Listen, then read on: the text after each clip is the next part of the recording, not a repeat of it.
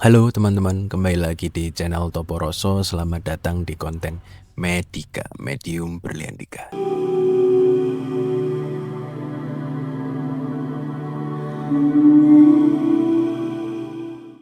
Oke, pada Medika kali ini kita akan membahas lanjutan dari Medika sebelumnya ya.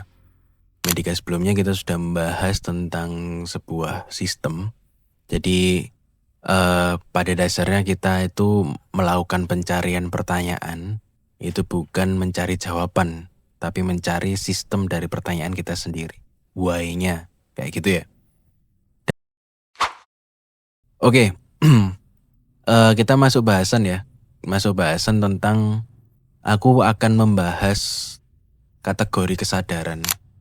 Dan itu poin pertama, dan poin keduanya aku akan membahas salah satu kategorinya dan juga levelnya. Ya. Jadi mungkin video ini agak cukup berat ya, karena berisi banyak teori, banyak landasan berpikir, banyak landasan kronologi. Jadi mungkin teman-teman bisa ulang-ulang nanti kalau videonya sudah teman-teman lihat sampai habis. Oke, kita mulai ya. Jadi poin pertama, ini semua poin ini berdasarkan pengalamanku ya teman-teman ya. Jadi kalau teman-teman menemukan kecocokan atau menemukan senada dengan buku, dengan kitab, dengan apa macam-macam, itu nggak apa-apa, malah bagus gitu ya. Tapi kalau ini berdasarkan pengalamanku sendiri. Jadi kalau pengalamanku itu kesadaran itu aku bagi menjadi 3. Meskipun kesadaran itu tidak bisa dibahas secara esensi, secara definisi. Kesadaran itu kita nggak bisa mendefinisikan. Tapi kalau dari pengalamanku kesadaran itu menjadi 3 kategorinya, yaitu kesadaran tubuh, kesadaran pikiran, dan kesadaran hati. Nah, kenapa kok aku bisa ngomong 3 ini? Karena 3 ini adalah alat kita sendiri. Jadi alat bagaimana kesadaran itu kita pelajari bareng-bareng. Yaitu ada alat yang bernama tubuh, bernama pikiran, dan bernama hati. Nah, nanti di poin 2 kita akan membahas tentang kesadaran pikiran.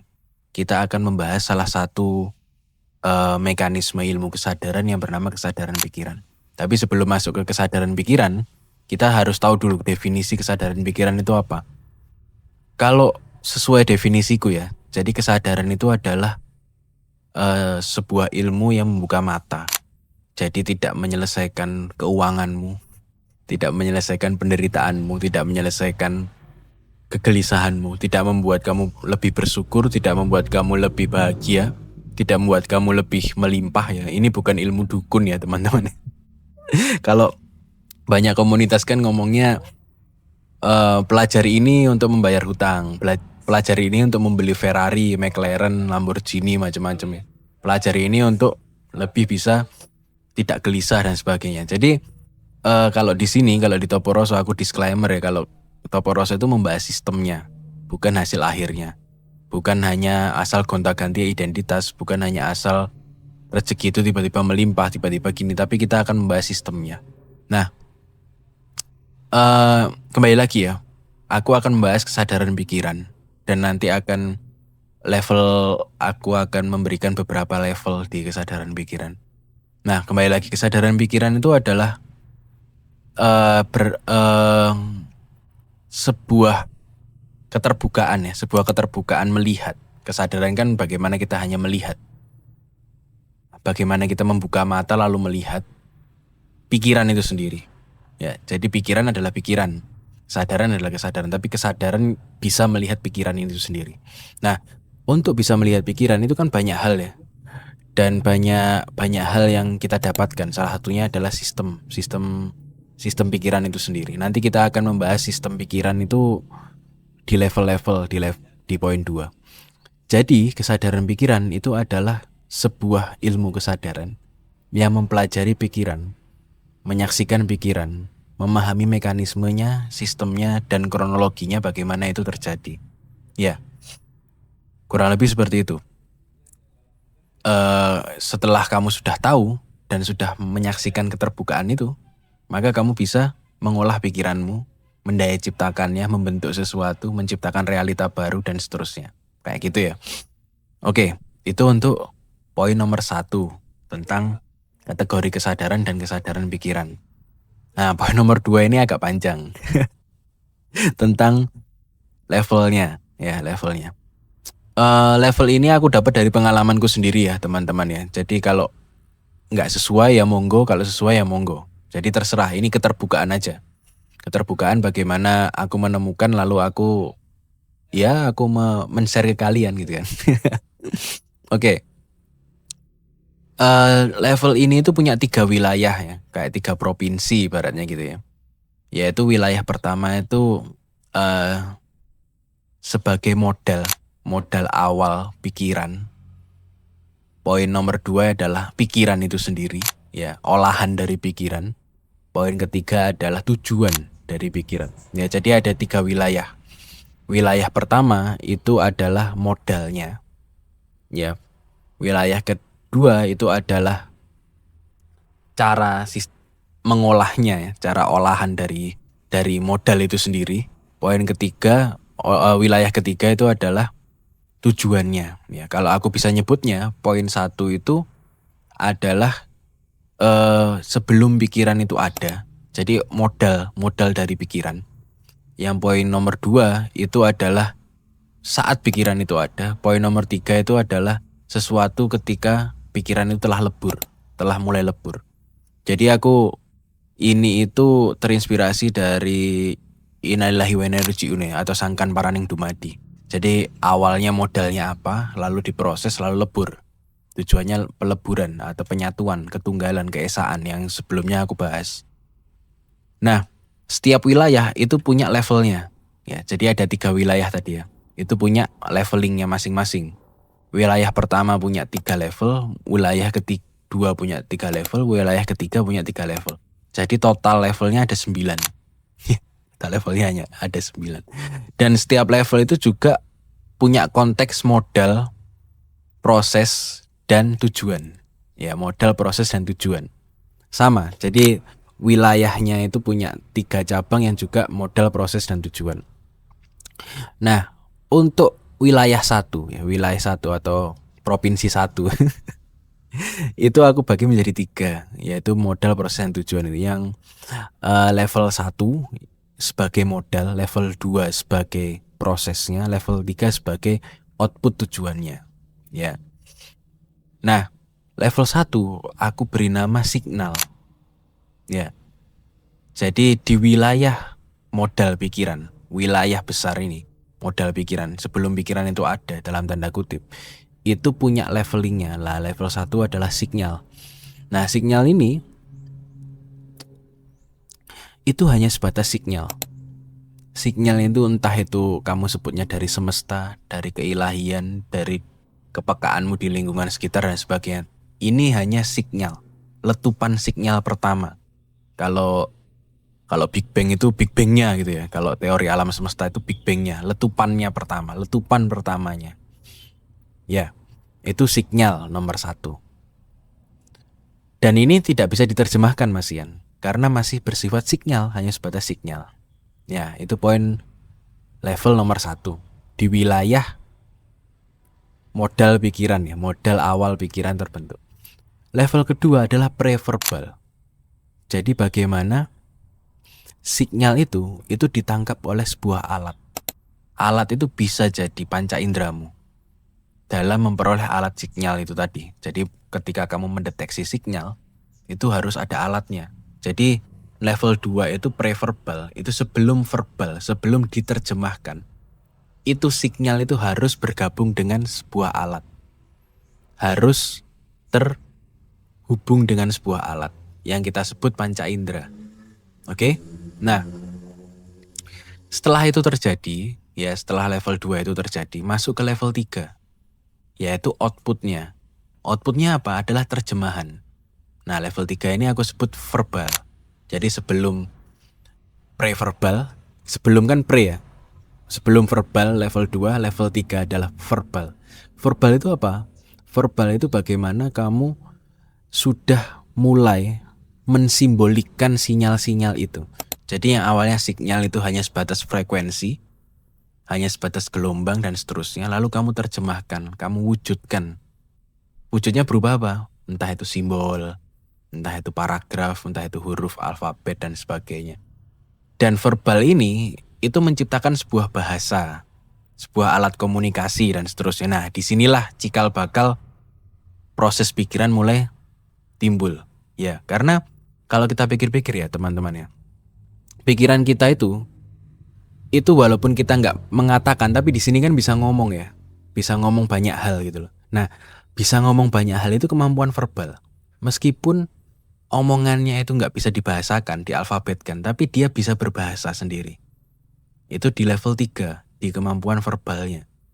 Jadi setelah sinyal, tiba-tiba ada sinyal gitu ya. Terus sinyal ditangkap oleh sebuah alat, entah itu panca indera, otak, atau kepekaanmu, atau macam-macam itu. Ada alat pokoknya, ada alat penangkap sinyal, preverbal, lalu masuk verbal, yaitu dunia bahasa, dunia simbol, dunia makna, dunia semiotika, gitu ya. Itu untuk level ketiga. Ya.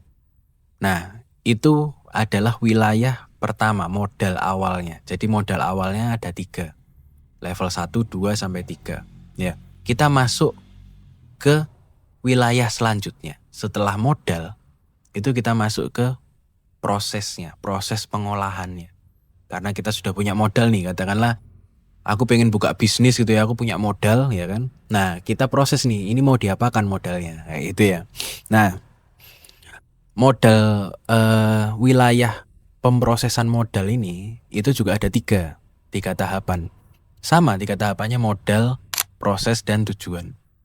Aku levelkan lagi.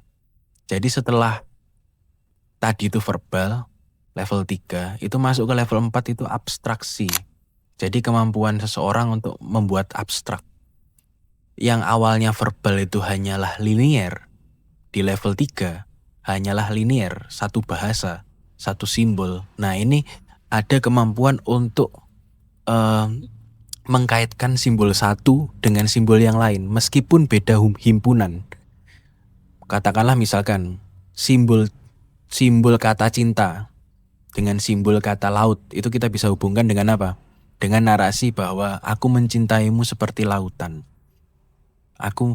Cintaku itu ibarat lautan cinta, samudra cinta. Nah, kemampuan abstraksi ini menggabungkan antara simbol A dan B yang tidak berhimpunan, ini adalah kemampuan abstraksi. Nah, biasanya melahirkan banyak karya, entah itu puisi, penulisan, dan seterusnya. Ya, kayak gitu ya. Jadi level 4 adalah level abstraksi, kemampuan untuk mengkait-kaitkan simbol satu, connecting dot antara simbol satu dengan simbol yang lainnya. Itu untuk modal bagaimana kamu masuk ke level selanjutnya, yaitu level 5 yang bernama paradigma. Ya. Paradigma itu apa, Mas? Paradigma itu adalah membentuk dunia kecil di dalam kepala. Ya. Jadi setiap orang ini, kalau aku kemarin nyebutnya itu setiap orang itu punya kacamata. Nah, paradigma itu adalah kacamata.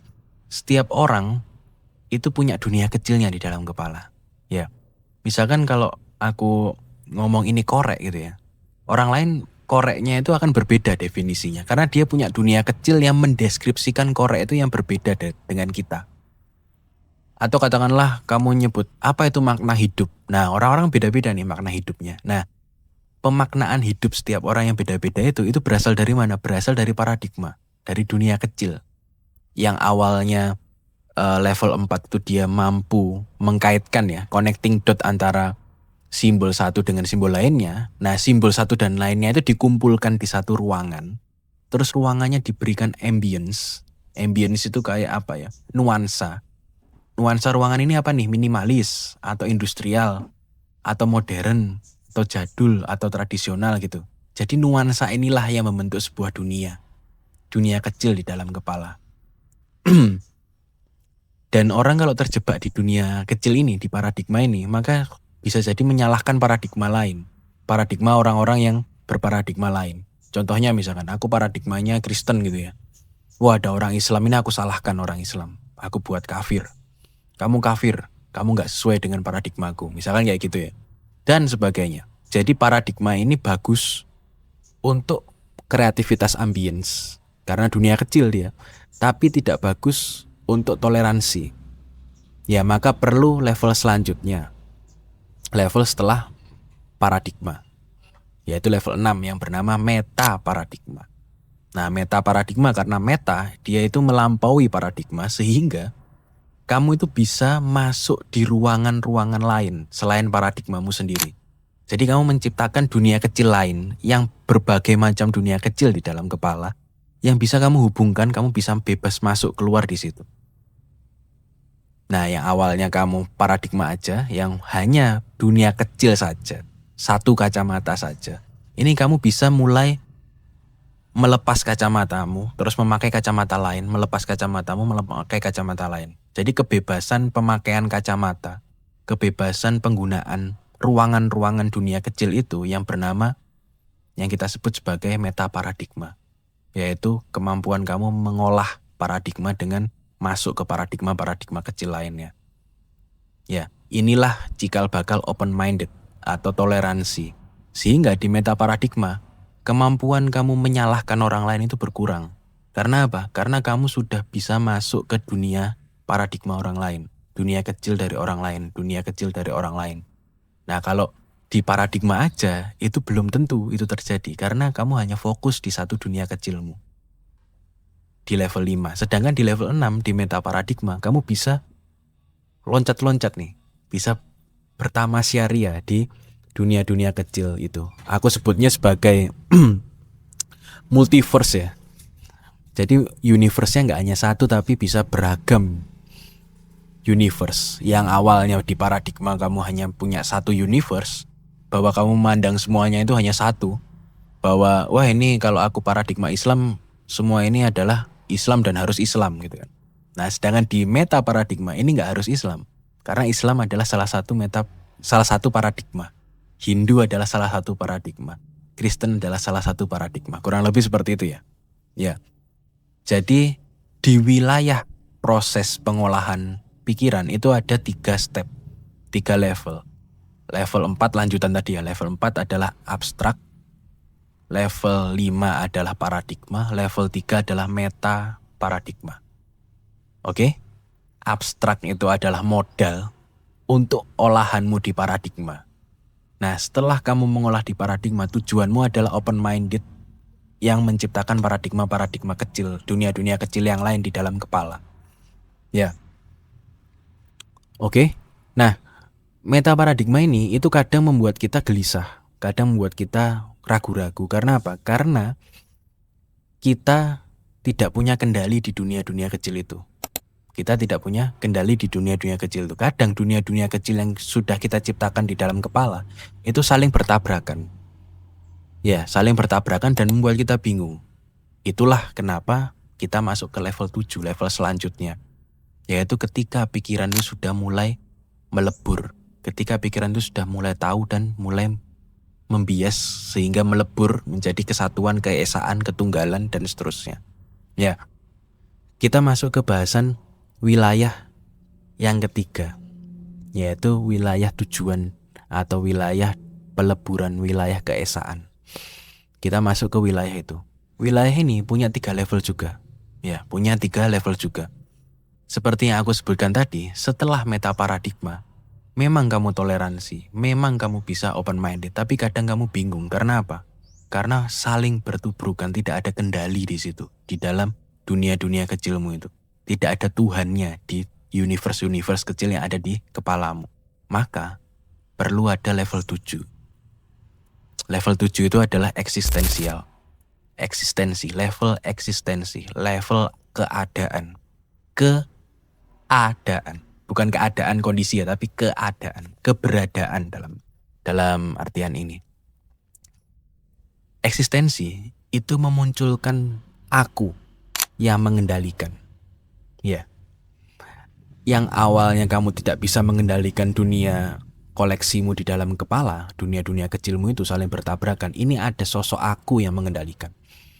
Disinilah poin penting Tuhan di dalam kepala itu ada di sini. Ada di poin nomor 7.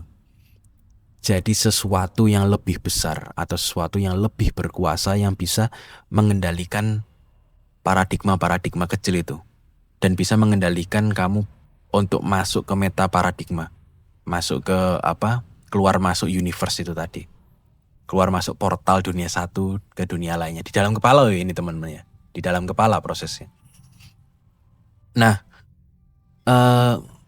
level 7 ini karena dia itu mengaku.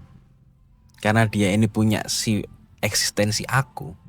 Maka kemelekatan terhadap aku ini cukup tinggi di sini. Karena semuanya aku. Ruangan ini aku yang menguasai, ini aku, dunia kecil ini aku, dunia kecil dan sebagainya. Ya. Itulah kenapa nomor 7 ini atau level 7 ini, level eksistensial itu harus dikembangkan lagi, ditransformasikan lagi menjadi level 8 yang bernama non-dual.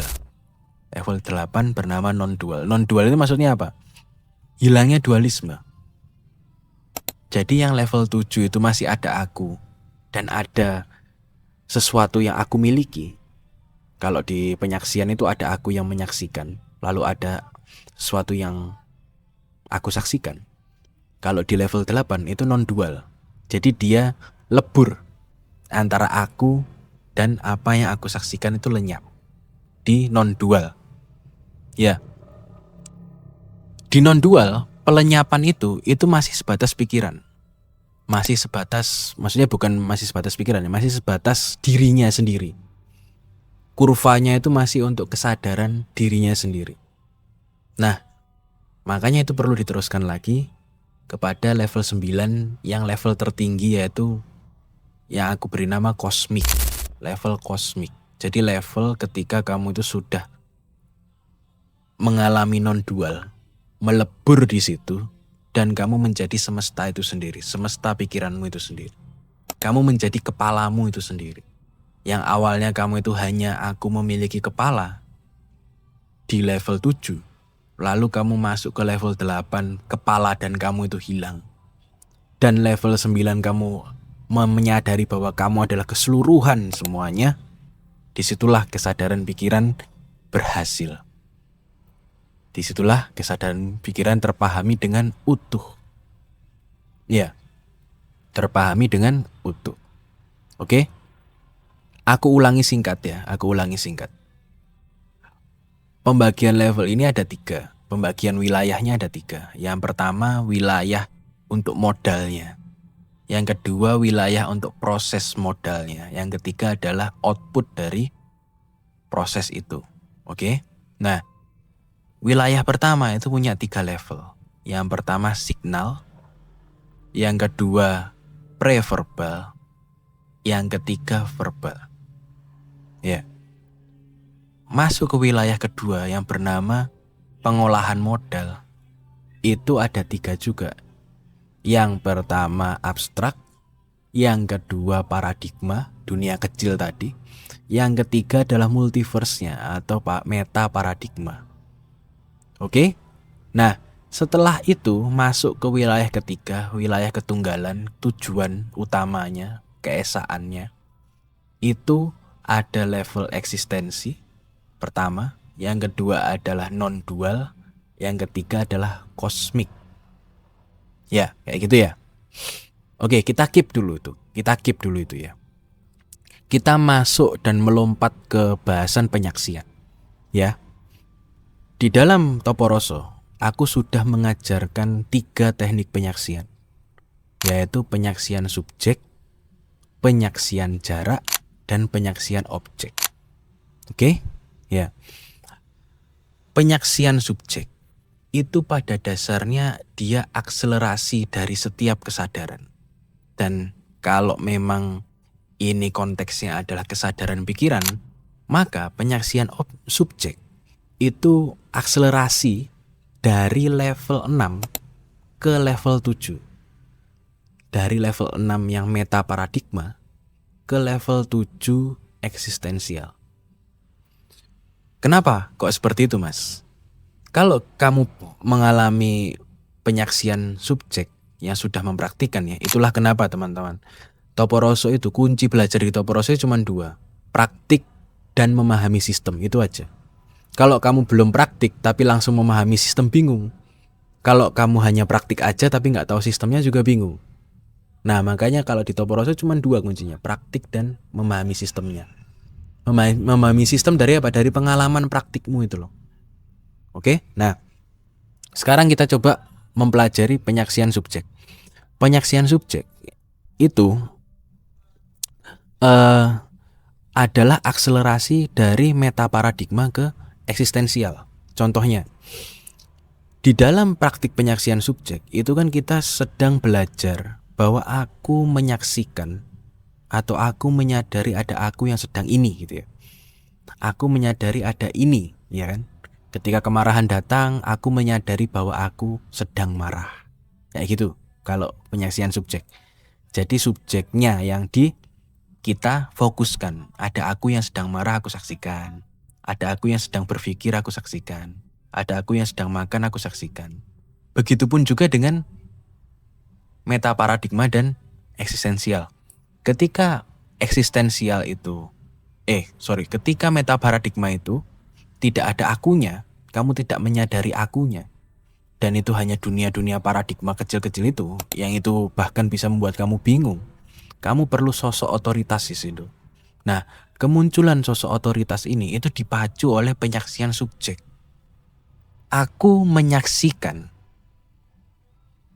bahwa ada aku yang mengalami metaparadigma itu tadi. Dunia-dunia kecil itu tadi, emosi-emosi yang banyak itu tadi. Ya.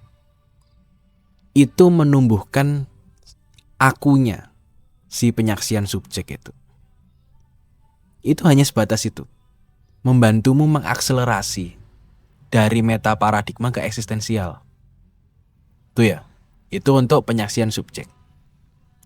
Kita masuk ke penyaksian jarak. Ya. Penyaksian jarak itu adalah menyaksikan jarak antara subjek dan objek. Ya, kita sudah sama-sama bahas, sama-sama praktikan. Ya, kalau yang belum praktik silakan praktik dulu.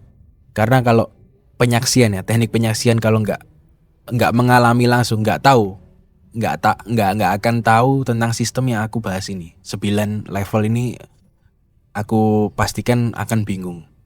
Tapi kalau udah yang mempraktikkan nanti bakal lebih bisa mulai memahami. Kembali lagi, penyaksian jarak, yaitu menyaksikan jaraknya, oke? Nah, jaraknya yang kita saksikan, bukan subjek dan objeknya. Sehingga penyaksian jarak adalah cara akselerasi dari level 7 eksistensial ke level 8 yang non-dual. Aku ulang ya, penyaksian jarak adalah akselerasi dari level 7 eksistensial ke level 8 yang non-dual. Kenapa kok itu bisa terjadi? Karena ketika di level 7 aja kamu masih dualitas. Ada aku yang menyaksikan dan ada objek yang aku saksikan. Ada aku yang menyaksikan aku marah dan ada aku yang sedang marah itu sendiri. Jadi ada 2 masih. Sedangkan untuk penyaksian jarak, ketika kita menyadari jaraknya antara aku dengan apa yang aku saksikan, maka aku ini sebagai subjek dan apa yang aku saksikan sebagai objek menjadi mulai lebur. Dualitas mulai runtuh di situ. Itu masuk di level 8, non-dual. Level yang dualitas itu lenyap. Semua dualitas itu lenyap. Oke? Kita masuk penyaksian objek yang sangat sulit. Penyaksian yang tersulit ya kalau yang sudah aku share itu. Kan aku share 3 penyaksian itu ya. Yang paling mudah subjek, medium level adalah jarak, lalu objek ini yang paling sulit. Nah, penyaksian objek adalah ketika aku melemparkan diriku ke objeknya dan aku menyaksikan diriku sendiri melalui objek itu. Jadi point of view-nya itu adalah si objek ini. Bukan aku yang menyaksikan objek, tapi objek yang menyaksikan subjek. Nah, gejolak pergantian antara yang biasanya subjek yang menyaksikan, kok ini malah jadi objek yang menyaksikan. Pergantian inilah yang membuat semua level lenyap. yang akan menujumu akselerasi dari level 8 menuju level 9 ya. Yaitu kosmik. Level 8 non-dual, level 9 adalah kosmik. Kenapa kok level 8 harus ditransformasikan, Mas? Bukankah itu sudah non-dual gitu kan? Bukankah itu sudah non-dualitas? Itu perlu ditransformasikan lagi. Karena apa? Karena ketika kita menyebut non-dualitas, maka tetap ada dualitas. Aku menyebut baik, maka ada yang tidak baik. Ya enggak? Masih dualitas, meskipun halus sekali. Aku menyebut tidak buruk, berarti ada yang buruk. Ya enggak? Non itu masih dualitas, tapi dualitas yang sangat-sangat halus.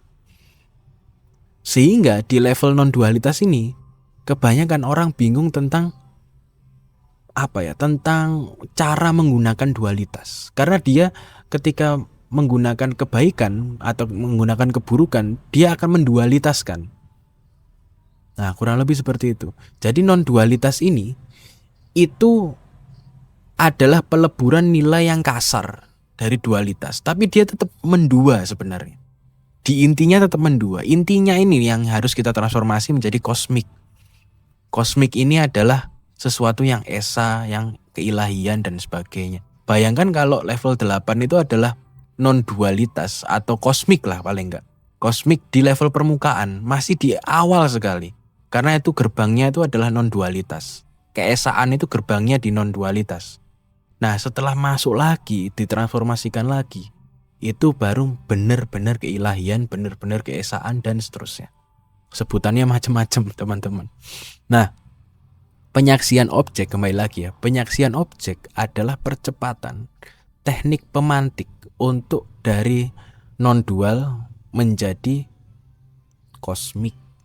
Ya, kosmik yang masih ranah awal, masih menyadari masih merasakan semacam sensasi perluasan gitu ya. Perluasan yang benar-benar kayak gitu. Ya. Dan perluasan ini didukung dengan pemahaman sistem. Itulah kenapa nanti itu harus ditutup dengan teknik penyaksian ada lagi, yang keempat. Yang teknik penyaksian keempat ini belum aku share di Toporoso karena ini teknik penyaksian yang puncak menurutku. Jadi kalau kamu langsung meloncat ke teknik penyaksian ini, kamu nggak akan memahami sistemnya. Maka aku share 3 dulu. 3 dulu sebagai leveling dari 6 ke 7 yaitu subjek, 7 ke 8 yaitu jarak, 8 ke 9 yaitu objek. Nanti akan kita khatamkan, kita tutup dengan teknik penyaksian paling terakhir ya. Teknik penyaksian keempat. Kayak gitu. Nah, kurang lebih seperti itu teman-teman untuk levelingnya, untuk penjelasannya, dan untuk praktik dari penyaksian. Tujuan praktik dari penyaksian itu seperti apa. Dan ini konteksnya adalah kesadaran pikiran ya teman-teman ya. Ya. Jadi aku menyebutkan dunia kecil, menyebutkan kamu bisa masuk portal dari dunia satu ke dunia lainnya, itu di dalam kepala, masih di dalam ini. Masih di dalam pikiran, konteksnya di dalam pikiran. Ya, masih di dalam pikiran. Kurang lebih seperti itu ya. Karena beda nih. Nanti kalau kesadaran tubuh nanti gimana, kesadaran hati kayak gimana. Karena kembali ke poin 1, menurutku kesadaran itu cuma ada 3. Yaitu kesadaran tubuh, pikiran, dan hati. Dan Toporoso memang menyasarnya itu kesadaran pikiran dulu. Karena kalau kesadaran tubuh itu rawan males. Kesadaran hati itu rawan juga males. Maka kita harus kuatkan dengan kesadaran pikiran. Kayak gitu. Karena pikiran itu sebagai pendobraknya. Nanti setelah itu kita akan membahas kesadaran tubuh itu levelnya kayak gimana, mekanismenya kayak gimana, pemantiknya kayak gimana, indikatornya seperti apa, termasuk dengan kesadaran hati. Karena hati ini lebih halus lagi. Oke? Kurang lebih seperti itu ya, teman-teman ya. Ini sudah lebih dari 30 menit ya. Oke, makasih ya teman-teman yang sudah menonton hingga menit ini. Diulang-ulang aja nggak apa-apa karena ini memang istilah baru ya. Karena ini berdasarkan pengalamanku sendiri sih. Kategori ini berdasarkan pengalamanku sendiri. Mau cocok yang monggo, mau nggak cocok yang monggo. Oke? Selamat istirahat dan selamat bersenang-senang.